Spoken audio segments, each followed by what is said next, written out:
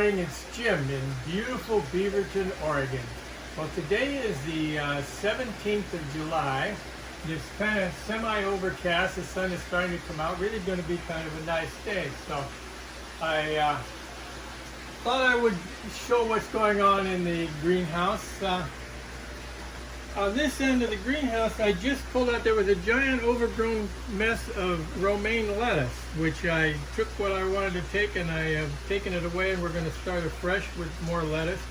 One of the nice things about aquaponics and dual root zone aquaponics is when you get tired of what you're doing, you just dump it out, get a new one and put it in, and there you go. It's really very, very easy to clean up a bed this size and go to the next bed.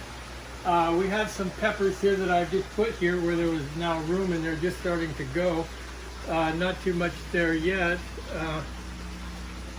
Have some better ones down further. The strawberries are still kind of a disappointment. I haven't given up on them yet. They're a work in progress, we'll say.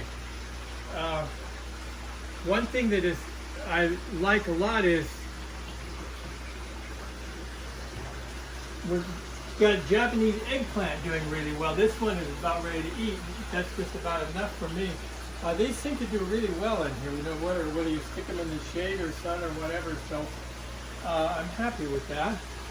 If you come on down, you will see that we're having real good luck with tomatoes this year. We've got a lot of cherry tomatoes in this one and in the one out in the greenhouse, and we have a lot of these big early girl tomatoes. I've never had as many big tomatoes before. If you come around, this is a Thai pepper. It's just getting little peppers on it now. You could probably eat those right now, and more peppers here. And a giant tomato back in here. Oh, there's another ripe tomato behind there. Wow, I didn't even see that back there. I'm gonna have to pick tomatoes today.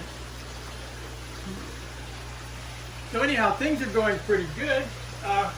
What I really wanted to talk about, let's see how we're going to do this, is the mushroom.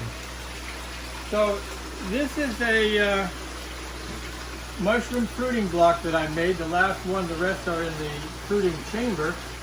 It's made, you can see the past videos back, but mostly it's pellets from a Traeger pellet stove type pellet, hardwood pellets in this case, and a little bit of wheat bran mixed together, and then I've inoculated it. And this is, when it gets all white like this all the way around, it's ready to go. So anyhow, we're going to set this one down, and now we're going to take like a little trip back in time. So this is today, right now. Now we're going to go over to the fruiting chamber. And this is yesterday. It isn't very far back yet. What I have done is folded it over, popped the air, put rubber bands on it, and cut an X in it. And if it isn't now, it very soon will be popping little pins, as they call it pinning when they start to go. So this is one day ago. Now we're going to go back a little further.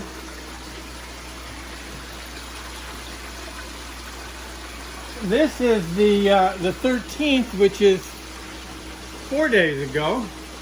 And you'll see this is how much they have grown in 4 days' time. They go from here to here to here. So now if we go a little further, this is the 12th, and you see how big they are now. They're almost getting ready to eat. That's kind of cool. They double in size roughly every day. So they start out that big, but you come back, you can see how much they've changed. So there's the 12th right there. So coming on down, this is the final one in the series. And this one is fully ready to eat. This is the 9th. These, by the way, again, are blue oyster mushrooms. Excellent to eat. This is ready to go. When they start to come up this way, that means they're ready to go.